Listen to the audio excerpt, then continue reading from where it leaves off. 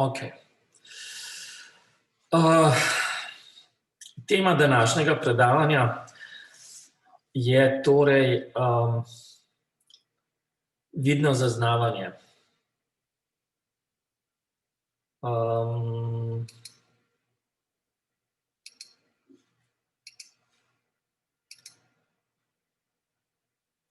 A vidite zdaj moje prosojnice? Ja. Ja, ok. Skratka, vidno zaznavanje je eno od pravzaprav najpomembnejših naših čutil, s katerim zaznavamo seveda naše okolje, kje se nahajamo, za komunikacijo in tako naprej. Zdaj, bolj podrobno si bomo ogledali pač te primere vizualnega zaznavanja, vizualno razmišljanje, potem sama ta, kako bi rekel,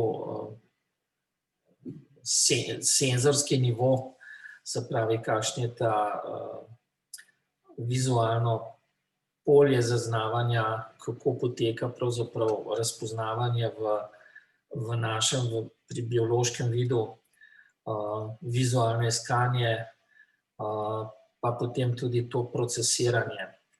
In kaj vse to pomeni pravzaprav za načrtovanje uporabniških vmesnikov. In bolj konkretno si bomo ogledali recimo eno problematiko, s katero smo se ukvarjali v našem laboratoriju, sicer vzdrževanja kontakta z očmi pri videokonferenčnih sistemih. In takrat, ko smo to delali, seveda si nismo predstavljali, da bo ta stvar še kako aktualna v sedanjih korona časih. No, pa začnimo od samega začetka, da je vidno zaznavanje, kako bi rekel, tako pomembno za naše bivanje, bi lahko rekli, se vidi tudi pri uporabi tega sinonima, ne. Če rečemo vidim, velikokrat pomeni pravzaprav, da nekaj razumemo, ne. Se pravi, to velja tudi v angleščini. Če rečemo I see, velikokrat to pomeni I understand. In to pravzaprav temelji pravzaprav na tem opažanju, da je vizualno zaznavanje običajno zelo stabilno in pravzaprav enako pri vseh ljudeh. Vendar razumeti globlje, kako vizualno ali vidno zaznavanje dejansko poteka, je pa na nek način težko, ne. Zato, ker nekako izgleda, da je to naše vidno zaznavanje tako direktno in ni odprto naši introspekciji v tem smislu, da če bi še tako, kako bi rekel, podrobno in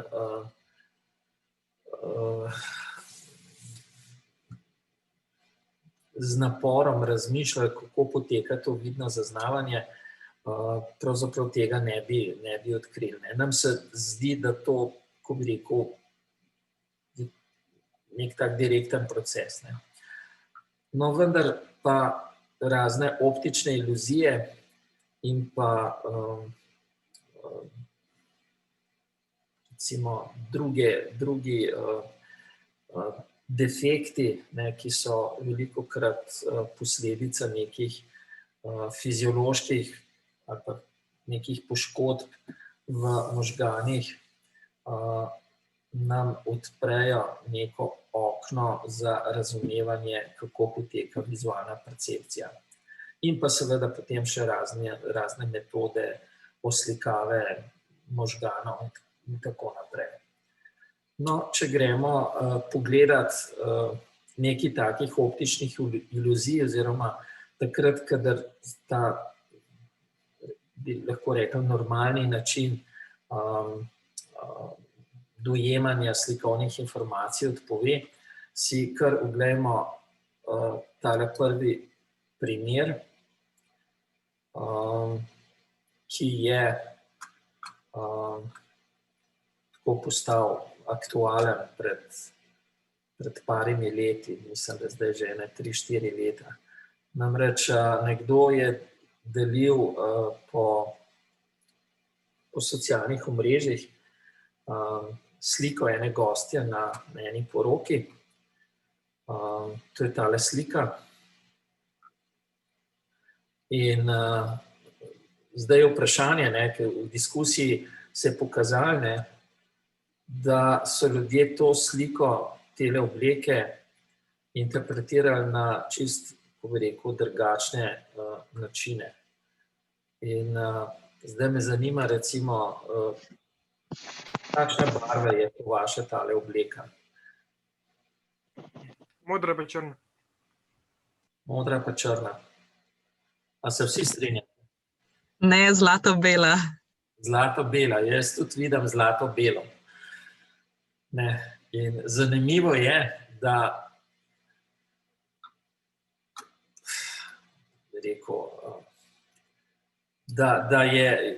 je ta zaznavanje, ali je to zlato-bela ali pa črno-modra, ko bi rekel, zelo stabilna. Eni vidimo tako, drugi drugačne. In pravzaprav ti psihologi zaznavanja se še danes malo tako prepirajo, kakšen je pravzaprav mehanizem, zakaj pride do tako radikalno različnih interpretacij. In zanimivo je to, da pravzaprav tudi, če delimo to sliko, tako kot si jo zdaj delimo preko socialnega omrežja oziroma preko videokonferenčnega sistema, ostaja ta interpretacija, ko bi rekel, stabilna. In tako, na nek način, tako različna. Tako da res je neverjetno, da čisto slučajno, da je nekdo odkril takle primer slike, ki daje tako radikalno različne odgovore. In tu imate že, ko bi rekel, en kontraprimer, da vidno zaznavanje ni stabilno in ni enako pri vseh ljudeh. Tole zdaj, tukaj na tej sliki se najbrž vsi vidite, da je to modra obleka s črnimi črtami.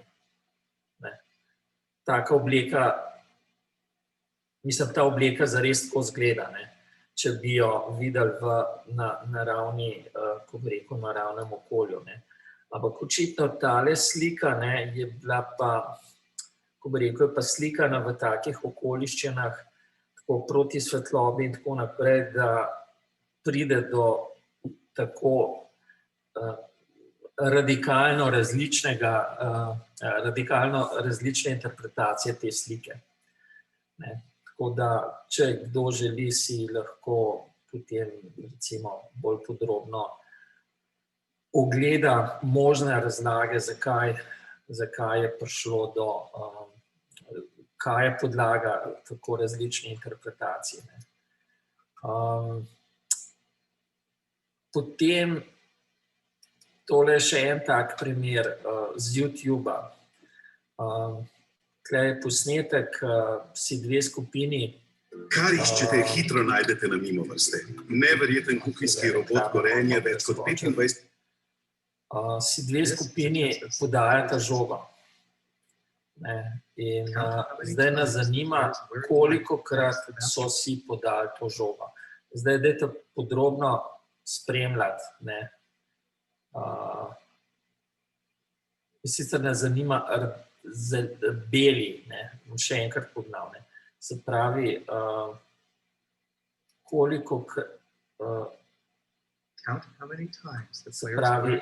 belo oblečeni igralci, kolikokrat so si podali žogo.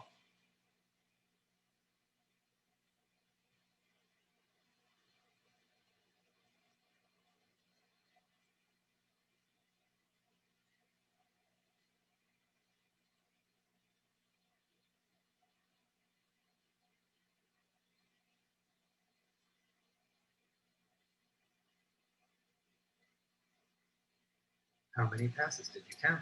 No, Kaj je pravilni odgovor? Nekdo štel?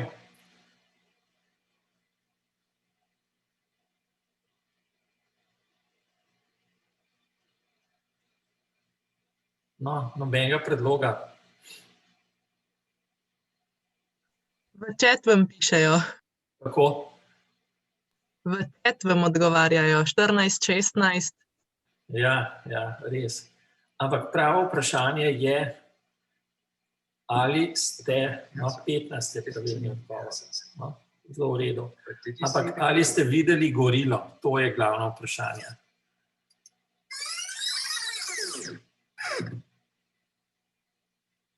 Se pravi, pri tem štetju, ali ste opazili sploh, da se je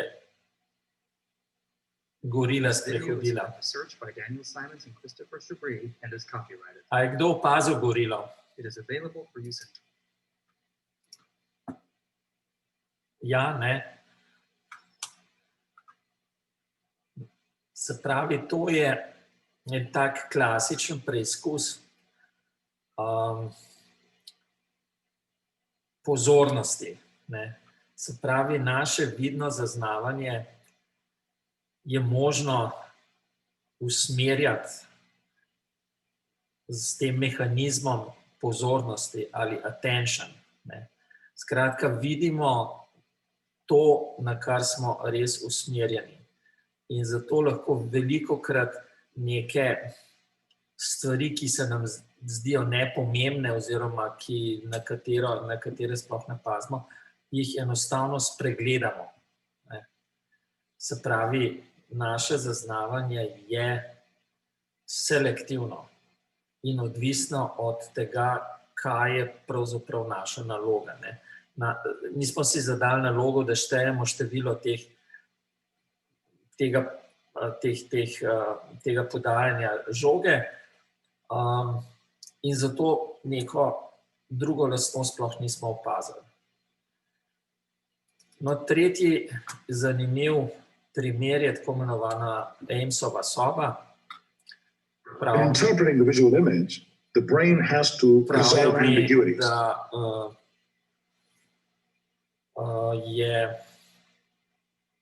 Da imajo to Amesovo sobo tudi v tem muzeju iluzij na Kongresnem trgu, če je že kdo bil tam. In tole je zdaj, ko bi rekel, razlaga te Amesove sobe, se pravi, ta Amesova soba je dejansko fizično deformirana. Vendar, če jo gledamo z nekega določenega zornega kota, se nam zdi to normalna soba, kjer so stene vzporedne, pravokotne, druga na drugo in tako naprej. Zdaj, če postavimo dva človeka v tako sobo, se nam zdi, da je eden velikan, drugi pa pritlikavec. Enostavno zato, ker ta naša, ko bi rekel, percepcija, da je ta prostor pravilno sestavljen, se pravi, da so stene pravokotne, druga na drugo in tako naprej, enostavno prevladajo nad velikostjo. In mi potem dejansko vidimo, odvisno od pozicije v sobi, velikana in pritlikavca. To je tako imenovana Amesova soba po enem ameriškem psihologu. No in še zadnja stvar, ki bi jo pokazal kot ilustracijo, da je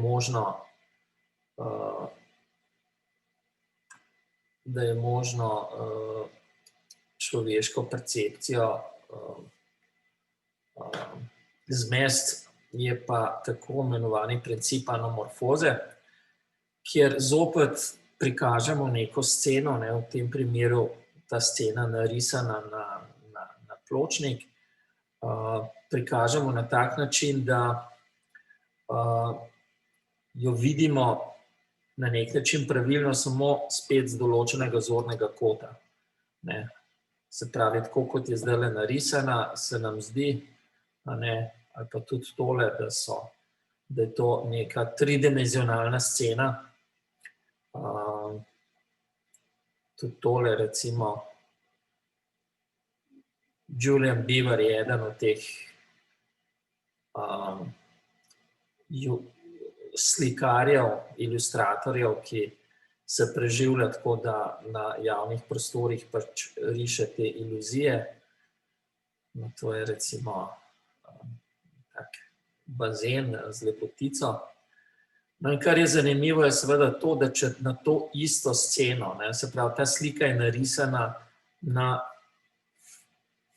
na površino. Če jo pogledamo z drugega zornega kota, jo praktično ne razpoznamo. Tale noga, ki je gledala navidezno v zrak, je totalno popačena. No, to je pa mogoče iz zgodovine umetnosti najbolj slavna anamorfoza, tale packa, eliptične oblike, je pravzaprav človeška lobanja, ki jo pravilno vidimo, samo če pogledamo to sliko od zgoraj desno pod kotom in potem vidimo tole stvar pravilno. No, drugi primeri takih anamorfoz so recimo razne te poslikave na stropovih baročnih prostorov, predvsem raznih cerkva in tako naprej, kjer se nam zdi, da se ta prostor odpira tam nekje proti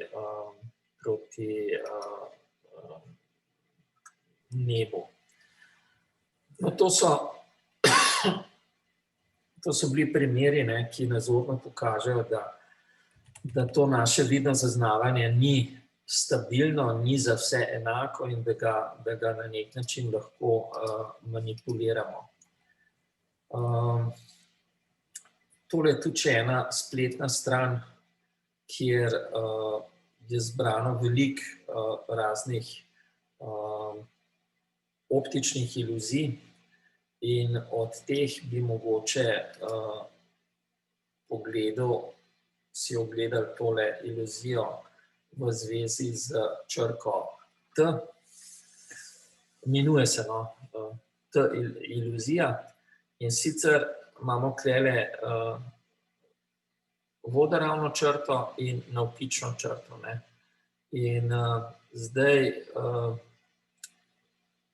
kliknemo, takrat, ko se nam zdi, da sta ti dve črti enako dolgi. In potem lahko preverimo rezultat.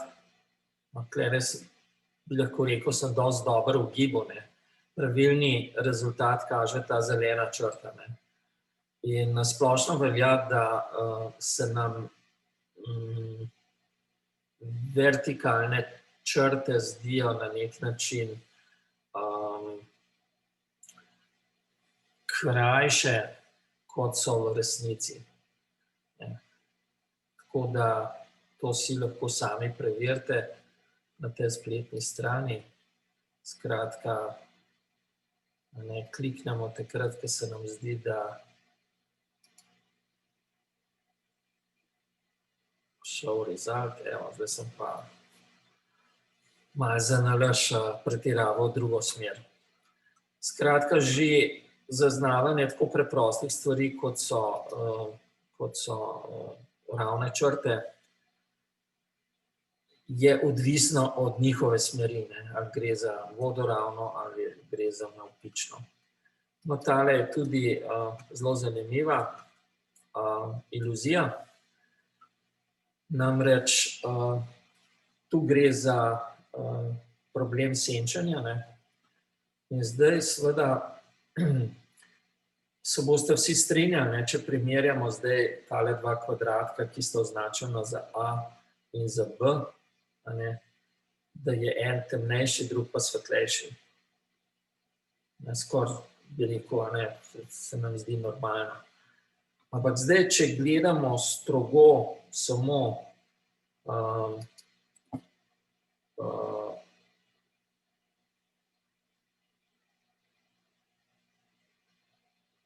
res neodvisno od konteksta, ne, pa 3D interpretacije, potem vidimo, ne, da je pravzaprav sivina, ne, teh dveh ploščic povsem enaka. Ne. Če spet nazaj potisnemo, ne, skratka, mi nič ne spremenimo intenziteto te ploščice B, ne, ampak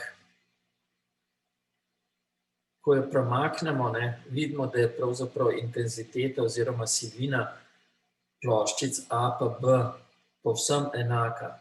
Ampak mi jih dojemamo kot, da je ena temnejša, druga svetlejša, zato ker gledamo to v neki tridimenzionalni sceni, kjer še ta val pravzaprav neko senco meče in naš vizualni sistem skuša pravzaprav te stvari, se pravi, to senčenje na nek način kompenzirati. Ne. Tako da, če še tole, recimo, če ne verjamemo čisto lahko takole masko čez, postavimo, ne, pred sceno in vidimo, da sta dejansko ti dve ploščici A pa B imata čist enako intenziteto. Ne. Ok, no pa še ena stvar, to je ta iluzija, ne, ko je odvisno od, ko bi rekel, od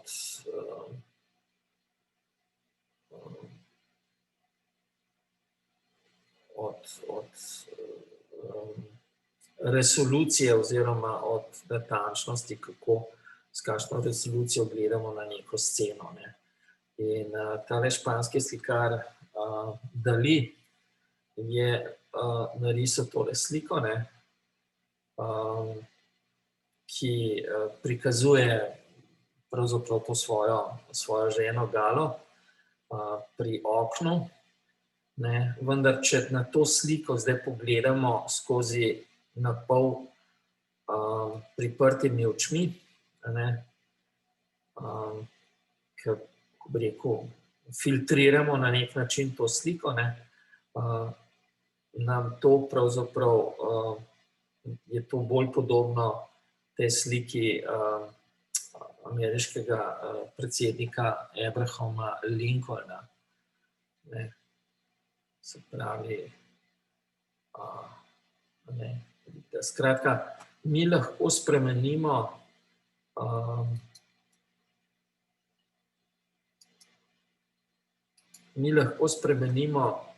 vsebino neke slike že z nekim filtriranjem.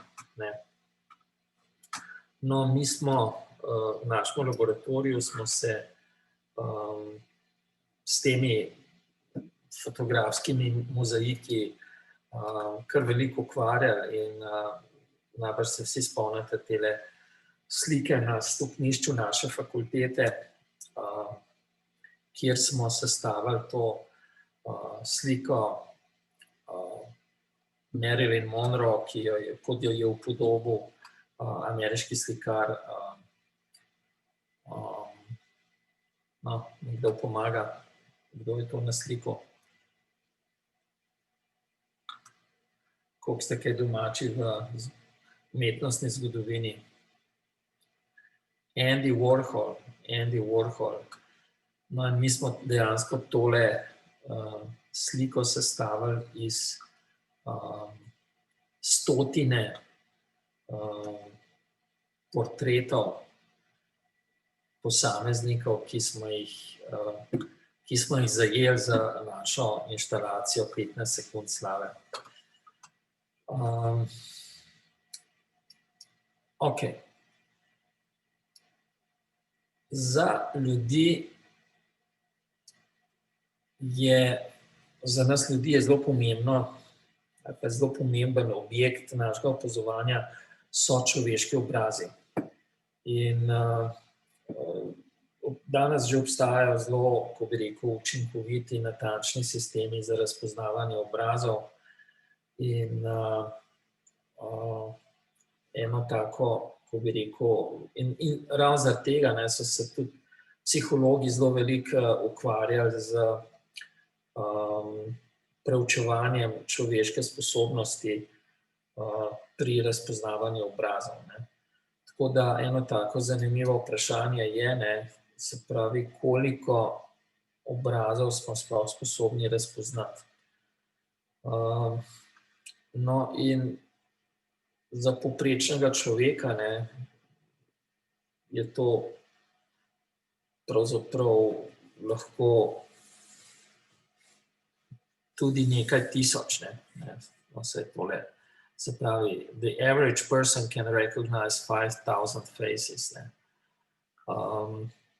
Pri čemer je potrebno razlikovati obraze oziroma ljudi iz naše, ko bi rekel, okolice in neke seveda javne osebnosti, ki jih poznamo predvsem preko medijev. In se pravi, ta lastnost je dosti, ko bi rekel, standardna, s tem, da je pa spet potrebno pravzaprav opozoriti na to, da so velika odstopanja navzgor in navzdol. Tukajle so še neke If the participant correctly identified the person in both sets, scientists consider the yes response valid. For every famous face the participant recalled, they recognized approximately 4.6 faces from the famous face database. Estimated that 1,000 and the higher end a whopping 10,000 faces. Kar je pomembno je to, da imajo lahko nekateri posamezniki običajno neko okvaro v možganih in recimo sploh niso sposobni prepoznavati obrazov, ker to je nekje sprejeto dejstvo, da imamo ljudje v tem vizualnem aparatu, v možganih, da imamo nek poseben center za razpoznavanje obrazov, kar je na nek način normalno, ker so razpoznavanje obrazov je zelo pomembno pravzaprav za naše življenje in za, ko bi rekel, razvoj človeške vrste. No, in eni ljudje enostavno sploh niso sposobni prepoznati obrazov niti članov svoje družine. Po drugi strani pa poznamo tako imenovane super recognizerje. To so pa ljudje, ki so pravzaprav sposobni prepoznati ljudi oziroma prepoznati, razlikovati katerega-koli človeka oziroma katerikoli obraz, ki so ga kdajkoli videli v svojem življenju. To so tako imenovani super recognizerji, tega se pravzaprav psihologi niti niso zavedali, ampak šele, ko so se začeli razvijati ti sistemi se pravi računalniški sistemi za prepoznavanje obrazov, so nekako ugotovili, da se pravi, da je 1 do 2% v populaciji so tako imenovani super recognizerji in policija v Veliki Britaniji dejansko zaposluje take ljudi, da jim pomaga identificirati ljudi na teh nadzornih videosistemih. In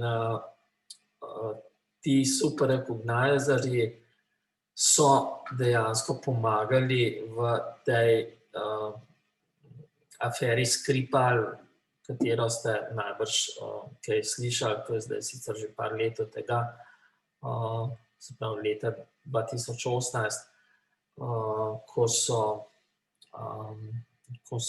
so ruski agenti zastrupili pač 2 prebežnika oziroma prebežnika pa njegovo hčerko Skripal v Angliji in so dejansko potem z analizo teh videonadzornih sistemov oziroma analizo teh posnetkov identificirali osumljence, se pravi ruske agente, ki so to naredili. Mogoče bi sam še to omenil, da naš asistent Borut Bategel pri tem predmetu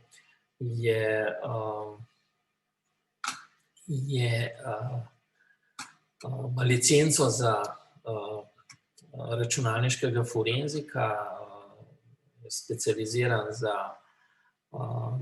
se pravi, je sodni izvedenec za interpretacijo slikovnega in video materijala, tako da bi rekel, je sodni ekspert na sodiščih slovenskih, kadar gre za interpretacijo slikovnega materijala. Naslednja stvar, ki bi jo rad razložil, kaj je vizualno razmišljanje. Zdaj, vizualno razmišljanje definiramo kot neko serijo nekega usmerjanja pozornosti, da bi odgovorili na neko vprašanje. Zdaj, recimo, če pogledamo tale histogram, da so to recimo količina uvoženega sadja v neko državo, če hočemo ugotoviti zdaj recimo, katerega sadja se največ uvaža,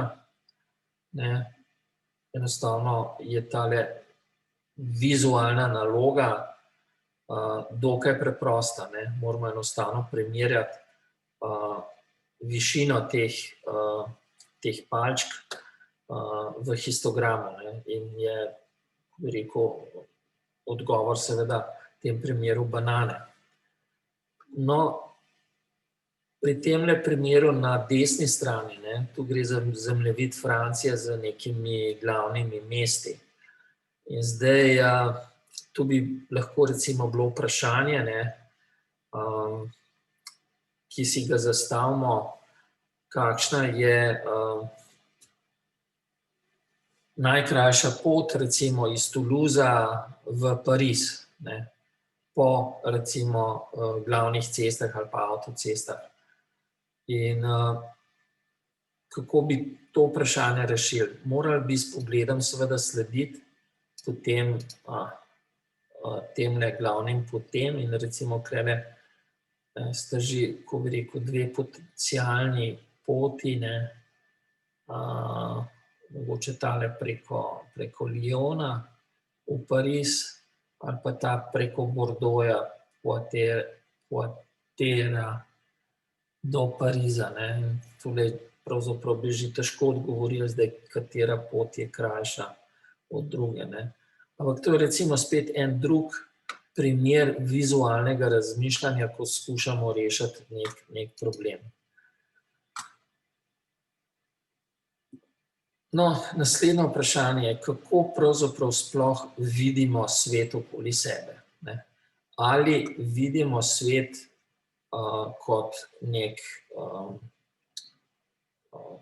natančen, popoln model, skratka, da vidimo hkrati vse podrobnosti.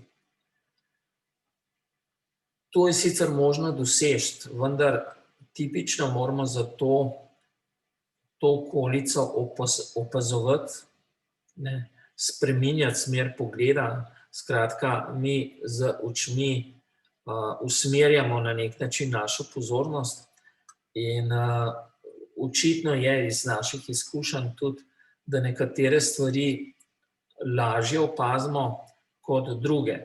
Recimo, če neka luč utripa, pogledamo običajno proti tisti luči, zato tudi recimo policijska pa gasilska vozila nosijo utripajočo luč, ali pa recimo v neki množici ljudi lažje opazimo nekoga, ki je oblečen v neko živo bundo, kot pa recimo množico, ki je oblečena v neke črno-sive obleke. No, tule spodaj je še en primer. Da recimo vprašanje bi bilo, koliko črk N je v teh dveh vrsticah skrito. In da bi skušali to odgovoriti, bi morali dejansko po vrsti pregledovati vsako vrstico posebej in odkriti, če je kakšen N skrit v teh vrsticah. Za N je niti ne vem točno.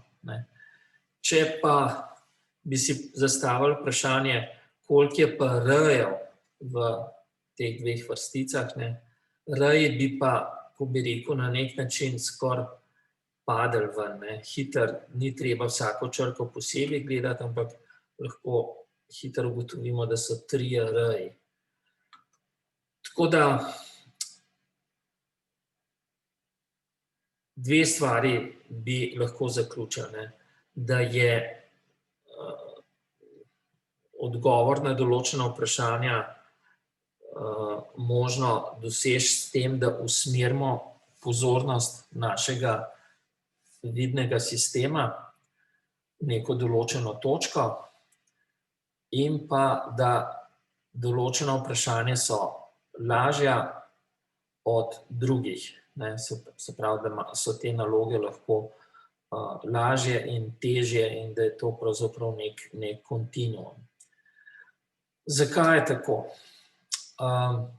En odgovor se skriva že v sami geometriji našega vidnega polja. Se pravi, tole je, to so pravzaprav te vidne celice v našem očesu in na sredi je tako imenovano žarišče oziroma fovea, parafovea in v tem središču je skoncentrirano največ teh vidnih celic. Bolj, ko gremo ven, večja so ta polja in če nek določen del slike, ker slika okolice se preko leče v našem očesu se preslika na to vidno polje in bolj, ko je neka slika, kako bi rekel, na periferiji, bolj, bi rekel, ne ostro vidimo to sceno. Znamo pa recimo hitro ugotoviti, ali se nek del scene premika ali ne. Skratka, naš vidni sistem stalno na nek način skenira to okolico, se pravi, usmerja tale centralni del očesa proti različnim točkam na sceni in potem pravzaprav v glavi sestavljamo celotno sliko našega okolja. Ok, to je ta odgovor, se pravi sama geometrija. In zato se je dobro na nek način spostaviti neko primerjavo med našim očesom in pa umetno kamero, se pravi kamero, ki jo tipično priključimo danes lahko na računalnik. Se pravi, v neki kameri imamo uniformno polje teh pikslov, se pravi, slika v kameri je povsod enako ostra, odvisno seveda od načina slikanja, ampak v principu, bi rekel, pikslov je povsod, so uniformno razporejeni v kameri. Medtem ko to žarišče v očesu pa generira ta občutek, da je naše vidno polje povsod enako ostro, zaradi tega, ker stalno skeniramo to naše okolje in ti nezavedni premiki očesa se imenujejo sakade. Zanimivo je tudi to, da ima človeško oko slepo pego, blind spot. To je tam, kjer gre vidni živec iz očesa potem proti možganom. In če nam zdaj recimo neka podrobnost pade ravno na to slepo pego, jo enostavno ne vidimo. Mi slepe pege same po sebi ne vidimo, zato ker nam, ko bi rekel, se informacije iz sosednjih celic pokrijejo to slepo pego, ampak lahko se pa zgodi, da dejansko neko stvar spregledamo, ker pade na to slepo pego. No, vedeti moramo tudi, da te čutne celice v očesu imajo neko procesorsko moč, se pravi, niso samo senzor. In pri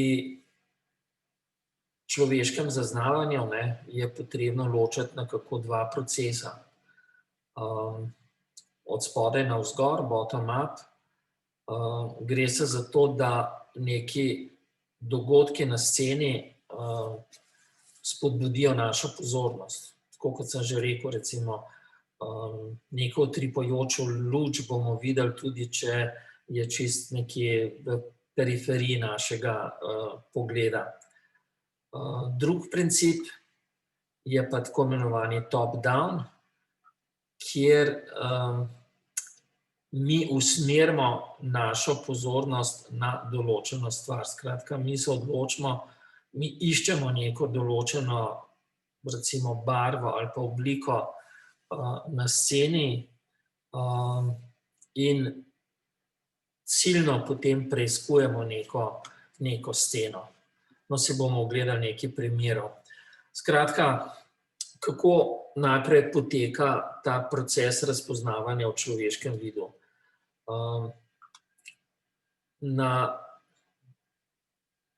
Se pravi, na tem nivoju očesa, govorimo o retinski sliki, te posamezne čutne celice že omogočajo neko določeno filtriranje. Ugotavljajo recimo lahko rotacijo ali pa neke osnovne barve in tako naprej. Saj veste, če se spomnite malo biologije iz srednje šole, imamo različne vrste teh celic v očesu. Ene pravzaprav omogočajo barvni vid, druge bolj pravzaprav gibanje, oblike in tako naprej. Mislim, da so palčke, pa sočki, pa tako. No, in potem, skratka, rezultati tega procesiranja se zbirajo v neke potem featurje oziroma vzorce in potem na koncu v neke objekte. Ampak zanimivo je to, da za zaznavanje se potem integrirajo različne vrste čutila, skratka, da, ko bi rekel, neke signale prepoznamo kot recimo psa, niso pomembni samo, ko bi rekel, vizualna podoba, ampak še vse te druge asociacije, ki jih povezujemo recimo z psom.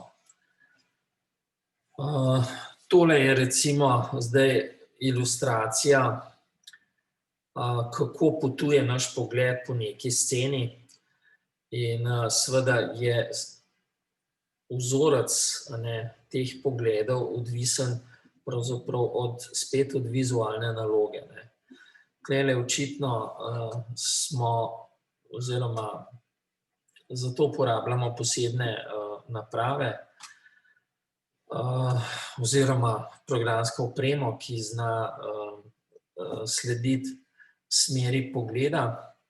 In tule je bila očitno naloga, da ugotovi ta človek, kaj je na mizi, kakšna hrana in tako naprej. In pa tukaj še dvakrat pogled proti vratom, če kdo prihaja. Skratka, to so zdaj te točke fiksacije, ne, kamor usmerimo ta naš osrednji smer pogleda, se pravi ta fovealni center, in pa te rdeče črte pa nam zdaj predstavljajo premike oziroma sakade, kako so se naše oči premaknile. Tako da zdaj to vprašanje, ne, kako poteka zdaj neko vizualno preiskovanje. Tukaj je nek scenarij opisan, recimo, da gremo v neko trgovino, nek supermarket in hočemo kupiti pomaranče. In zdaj, ker smo prvič v tej trgovini, recimo, ne, dejansko potem s pogledom iščemo pomaranče kot neke blobe oranžne barve in si pravzaprav razdelimo to vizualno polje na potencialna področja, kjer bi lahko bile zdaj neke pomaranče.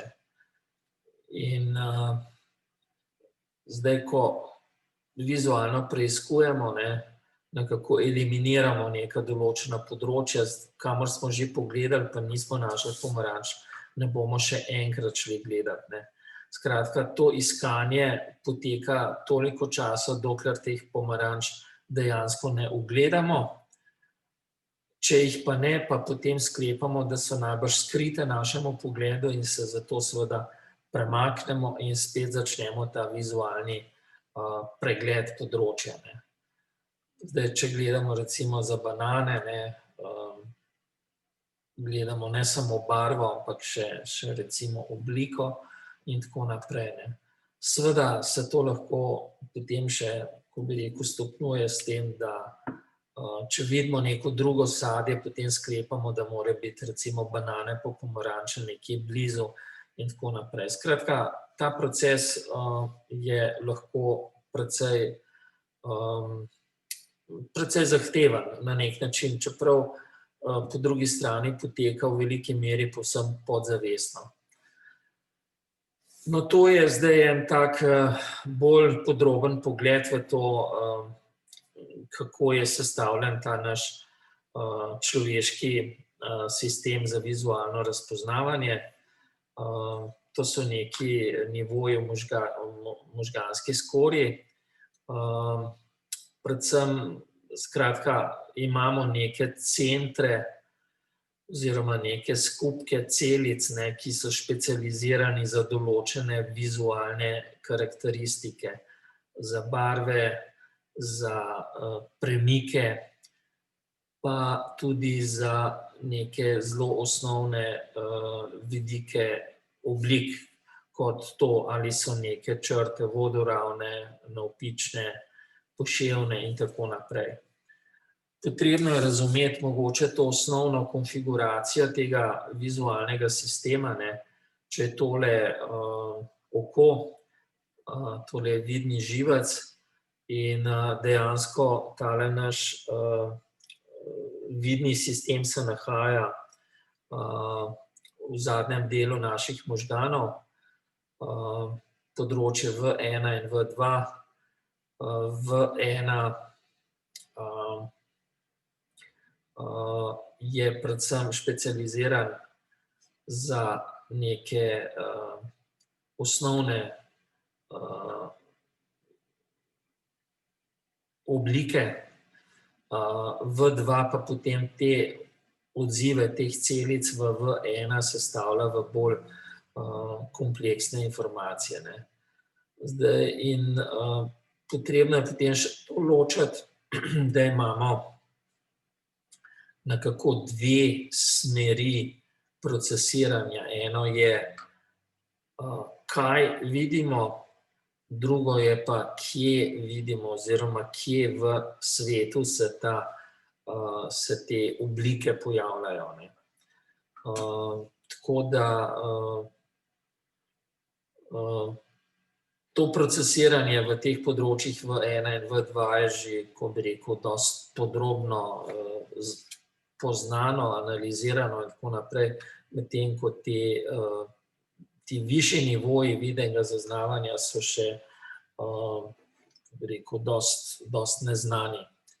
Prav gotovo recimo se potem skrivajo še specialni centri, recimo ravno za prepoznavanje obrazov in še kakšnih drugih oblik. Tako da, no, to je ta razlika med kaj vidimo in kje se neka stvar nahaja v svetu. No, potem je zelo pomemben ta tako imenovani pop-out efekt. To bi bil način, ker recimo, če smo zdaj prej govorili o temu vizualnemu iskanju, recimo banana ali pa pomaranč, to bi bil primer tega top-down procesiranja. Primer bottom-up procesiranja je pa ta tako imenovani pop-out efekt. Če zdaj pogledamo te 4 primere, tukaj je ena zelena točka v morju rdečih. Tukaj so 3 nagnjene črte v množici vodoravnih črt. Tukaj je ena velika črna pika v morju majhnih črnih pik. Tukaj si predstavljamo, da se ti 2 črni piki, ki imata zraven tele puščice, da se premikata v smeri teh puščic, da na nek način tako drgetata, druge so pa pri miru.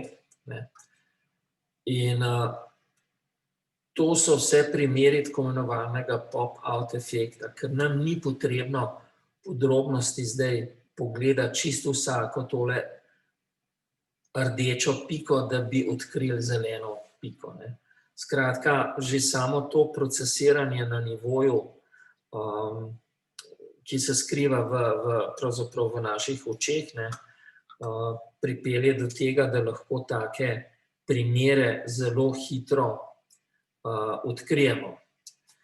In dejansko psihologi, ki preučujejo to, so ugotovili, da pravzaprav za tako imenovan pre-attentive vision, se pravi, preden smo mi sploh usmerimo pozornost na neko stvar, da poteka zelo hitro in da pravzaprav je neodvisno od števila teh drugih elementov. Se pravi, v prejšnjem primeru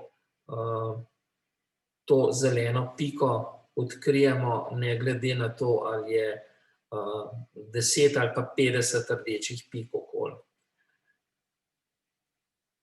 Se pravi, to poteka na nekem nezavednem nivoju, skratka, ni nam potrebno se osredotočiti ali pa usmeriti pozornost na zeleno piko. In da so ti odzivi, se pravi ta pop-out efekt, da je močnejši, če se ta ciljna, ko bi rekel, ta ciljni element, če se čim bolj razlikuje od elementov v okolju. In zdaj te značilnosti so lahko različna barva, orientacija, velikost, gibanje in tako naprej.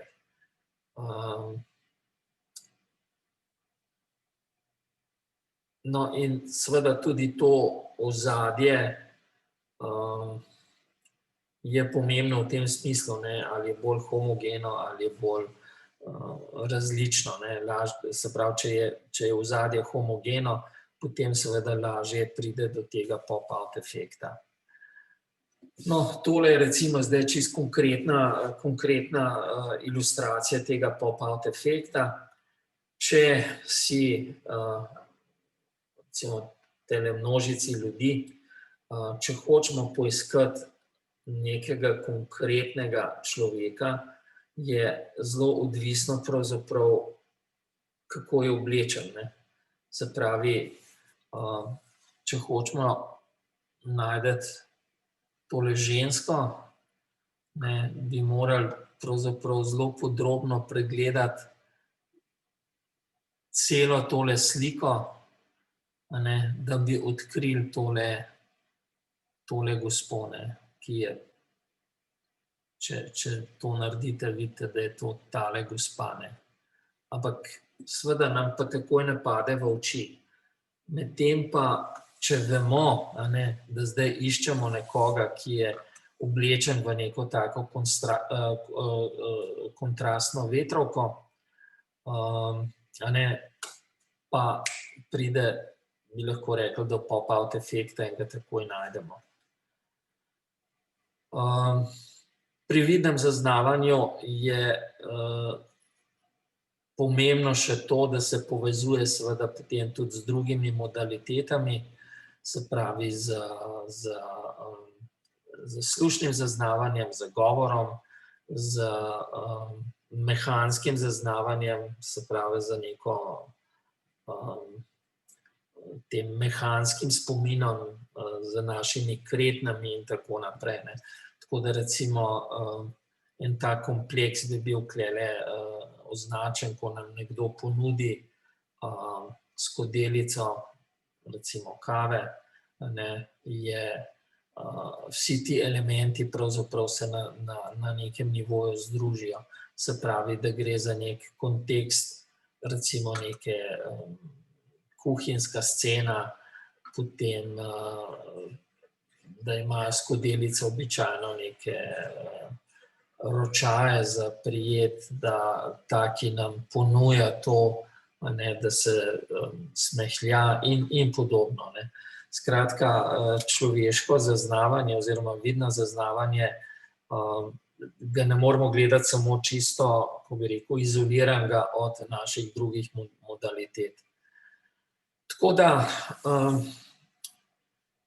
zakaj so vse te značilnosti oziroma karakteristike, o katerih smo govorili, zakaj so za nas računalničarje, ki imamo recimo nalogo oblikovati nek uporabniški vmesnik, zakaj so pravzaprav sploh pomembne, ne. Prva stvar je, ki smo jo spoznali, je, da če hočemo, mi prav gotovo si želimo oblikovati take uporabniške vmesnike, da bodo lahko uporabniki čim lažje, čim hitreje opravili neko nalogo, po možnosti brez nekega dodatnega učenja, nekega uporabniškega vmesnika. In pri tem moramo zdaj uporabiti, kako bi rekel, te lastnosti človeškega vizualnega sistema, ne. In skratka, uporabiti moramo potem te osnovne parametre zaznavanja, to so barve, velikost, obliko, gibanje, utripanje in tako naprej, ne. In bolj učinkovito je seveda, če več teh modalitet med seboj kombiniramo, recimo velikost in barvo, ne samo eno, ne. Pomembno je tudi to vedeti, da vse te lastnosti na nek način seveda nastopajo v različnih intenzitetah ali pa velikostih. Ampak ljudje ne zaznavamo dobro, bi rekel, neke razlike na neki linearni skali, ne. Običajno zelo dobro znamo vse te modalitete ločiti vsaj na 3 kategorije oziroma na 3 velikosti, na 3 orientacije in tako naprej. Tudi te spremembe, ne, po teh kanalih niso simetrične. Značilno je to, da je razlika v velikosti, ne, da je povečanje velikosti bolj opazno kot pa pomanjšanje v velikosti. Gibanje je nasploh zelo, kako bi rekel, učinkovit parameter za vzbujanje pozornosti in tudi pojav novih oblik oziroma nekih novih elementov na sliki je bolj učinkovito, kot če se neki elementi samo premikajo. Pri vseh teh stvareh je potrebno tudi paziti, da ne pretiravamo. Recimo, pretirana uporaba gibanja je lahko zelo moteča, posebej pri nekem daljši uporabi nekega uporabniškega vmesnika. Potrebno je tudi upoštevati to, da je to naše vidno okolje in seveda tudi uporabniški vmesniki, da imajo neko hierarhijo v strukturi. Skratka, če hočemo olajšati neko vizualno iskanje, moramo najprej zastaviti to iskanje na nekem višjem makronivoju, kjer recimo neke vizualne elemente razdelimo na neke večje skupine, potem pa znotraj posamezne skupine omogočimo neko mikroiskanje. Tako da, ko naše oko enostavno preiskuje nek uporabniški vmesnik, je dobro, da ga nekako vodimo skozi te hierarhije. No, in za konec današnjega predavanja bi še malo več povedal o teh naših raziskavah v zvezi z kontaktom z očmi v kontekstu videokonferenčnih sistemov. Tale slika na nek način ilustrira zdaj, kaj je problem pri iskanju kontakta z očmi. Kot prvo je treba ugotoviti, da za človeško komunikacijo,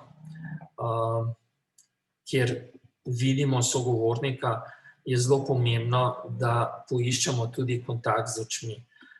Če tega kontakta z očmi ni, ali pa če se nekdo izogiba kontakta z očmi, to pri nas že vzbudi neko nezaupanje. Tako da ta kontakt z očmi je zelo pomemben. In problem pri videokonferenčnih sistemih je ravno to, da je zelo težko vzpostaviti kontakt z očmi.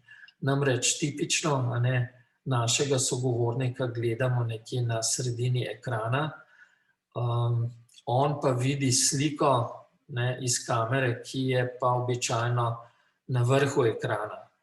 In kot med tema dvema pogledoma je tipično vsaj nekje okoli 15 stopinj, kar pomeni, da je nemogoče vzpostaviti kontakt z očmi.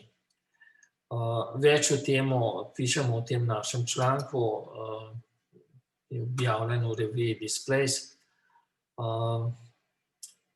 In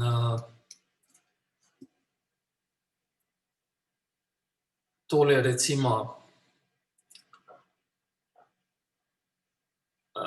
razlika, ko gledamo v sredino, tukaj gledam v sredino ekrana in oči, če pogledamo zdaj moje oči, je že jasno, da, ko bi rekel, težko tukaj vzpostavimo kontakt. Medtem ko tukaj v tem pogledu je pa že na nek način jasno, da gledam direktno ven iz slike. In skratka, naš vidni aparat je zelo občutljiv na ta kontakt z očmi. Kar je zanimivo je to, da stvari, ki navidezno gledajo iz neke slikovne ploskve, Tole imamo nek tale mega plakat. A mogoče kdo iz tele scene okoli zna identificirati lokacijo v Ljubljani?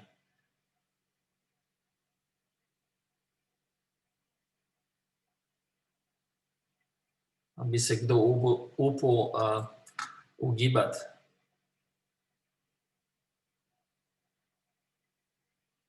Da seveda tega plakata že zdavnaj ni več, ne, ampak je pa blizu te lokacije, Železna cesta 20. No, je kdo hodil na bežigrajsko gimnazijo slučajno? Tole je bežigrajska gimnazija v zadnji. Skratka, klejle lepo vidite tale iztegnjeni palec pa roka, ne, da ne glede na to, s katere smeri zdaj gledamo na tale plakat, se nam zdi, ne, da ta roka še zmeraj gleda točno proti nam. In z drugimi besedami, taki objekti, ki gledajo direktno ven iz slike, se nam zdijo, da spreminjajo smer in da sledijo opazovalcu. No, in ta efekt smo na nek način skušali uporabiti tako, da smo rotirali sliko našega sogovornika in na ta način skušali manipulirati tudi smer njegovega pogleda, ne. Skratka, eksperimenti so pokazali, da če sliko sogovornika zarotiramo okoli osi X, tako da zgornji rob slike gre stran od nas, potem navidezno zarotiramo tudi smer pogleda in naš sogovornik vsaj subjektivno ima boljši občutek oziroma ima boljši občutek kontakta z očmi s tem sogovornikom kot pri nerotirani sliki. No, in to smo pravzaprav naredili celo vrsto nekih eksperimentov, da smo nekako potrdili to našo hipotezo, ne. Tako da tole recimo so rezultati teh naših eksperimentov, se pravi, tule smo sogovornike prosili, ne, da naj rečejo, pri kateri rotaciji, ne, tole je rotacija v stopinjah, pri kateri rotaciji slike se jim zdi, da imajo najboljši občutek kontakta z očmi, no, in to je glih nekje okoli 15 stopinj, se pravi tale kod, vsaj pri velikem računalniškem zaslonu med, če pogledamo v sredino zaslona ali pa če pogledamo v kamero.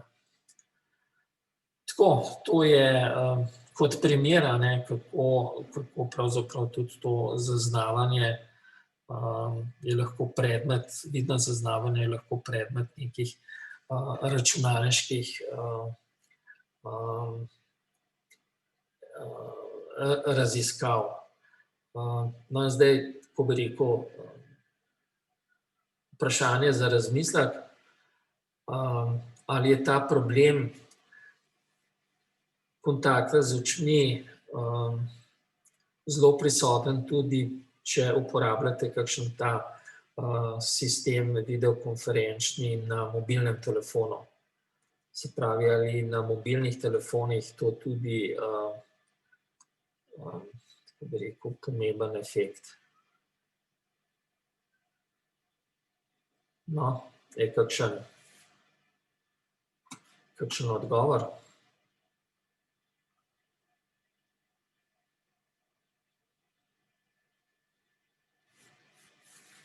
Da, ne.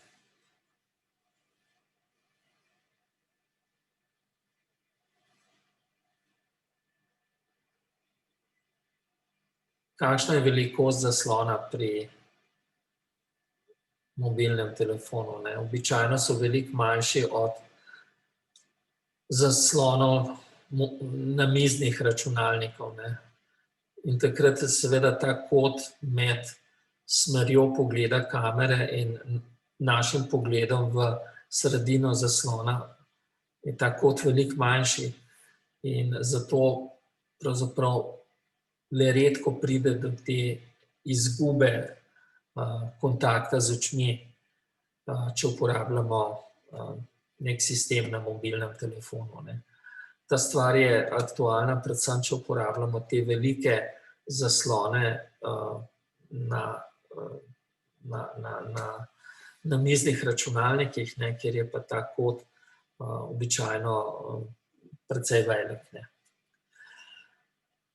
Ok, s tem smo prišli do konca današnje teme, se pravi vizualnega zaznavanja in kako te karakteristike vizualnega zaznavanja vplivajo na dizajn, na oblikovanje uporabniških vmesnikov.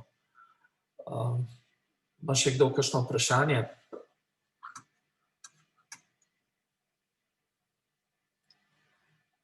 Ste začeli delati na svojih domačih nalogah?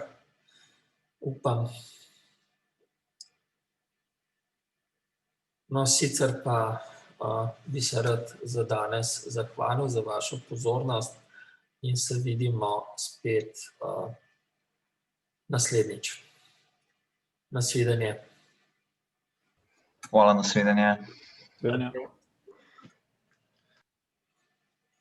Nasvidenje.